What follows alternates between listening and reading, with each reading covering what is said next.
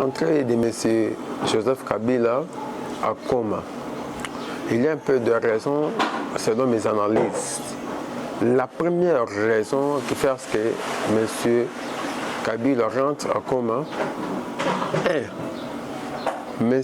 Paul Kagame s'est vu condamné avec des sanctions internationales. Alors il a parlé à M. Kabila.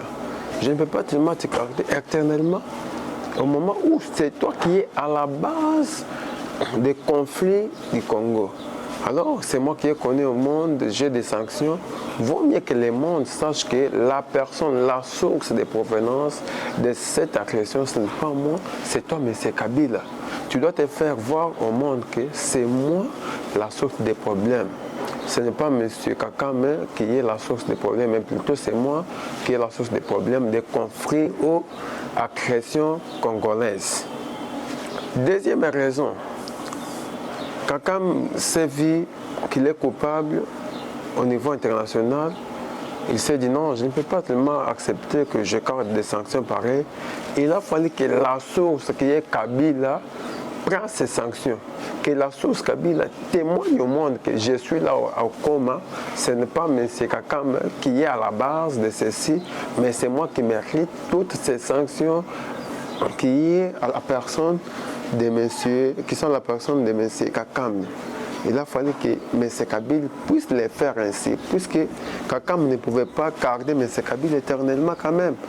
Au moment où lui a des sanctions, mais la source de provenance continue toujours à se cacher. Là, c'est l'une des raisons.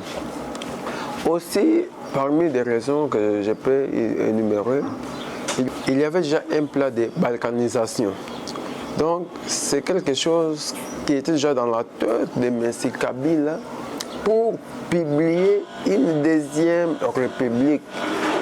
Donc, prendre Nord Kivu, Sud Kivu, afin de publier une deuxième république. La question que je me pose, l'ère actuelle, le moment que nous passons, nous traversons, avec l'inclusion de l'Amérique à la situation actuelle, est-ce que c'est possible que M. Kabila puisse publier cela? Là, c'est une question, puisque le moment où nous traversons, c'est impossible que M. Kabila puisse publier directement une deuxième république. Pourquoi? Il y a aussi l'inclusion. Les Américains s'est inclus dans cette affaire. En dehors de ça, selon mes analyses, vous savez, les opposants ainsi que M. Kabila, s'il rentre dans les pays, vous verrez, c'est presque tous les opposants qui sont contre Félix Tshisekedi Tshilombo vont rejoindre M. Kabila à Goma pour former une force politique, enfin qu'il y ait une pression qu'on aille à partager les pouvoirs. C'est ça le plan. Si vous voyez bien, le temps passé, il y avait eu un problème là de passeport au ministère de l'Intérieur. Pourquoi? M. Kabila et ces personnes ont tenté même d'acheter des passeports afin que même les étrangers, les gens qui vivent à l'étranger, les Congolais qui vivent à l'étranger, les diaspora, puissent rentrer afin qu'ils rejoignent M. Kabila pour former une force politique. Même les gens qui critiquaient Kabila, vous verrez des gens là seront derrière Kabila pour faire pression afin que M. Félix Tshisekedi Tshilombo puisse accepter ou se voir faible à leur pression afin qu'on puisse partager le pouvoir. Est-ce que M.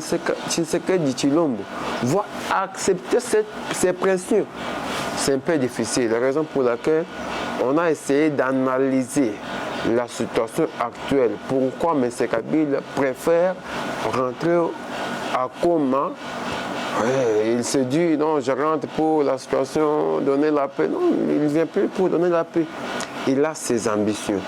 Alors nous, en tant que Congolais, j'ai fortifié aussi le courage de M. Félix Tshisekedi Tshilombo de ne plus donner l'accès, de ne plus se voir faible à ses pressions. Qu'il tient toujours fort, le Congo, on va tenir debout et on va apporter la victoire à ces combats. Merci.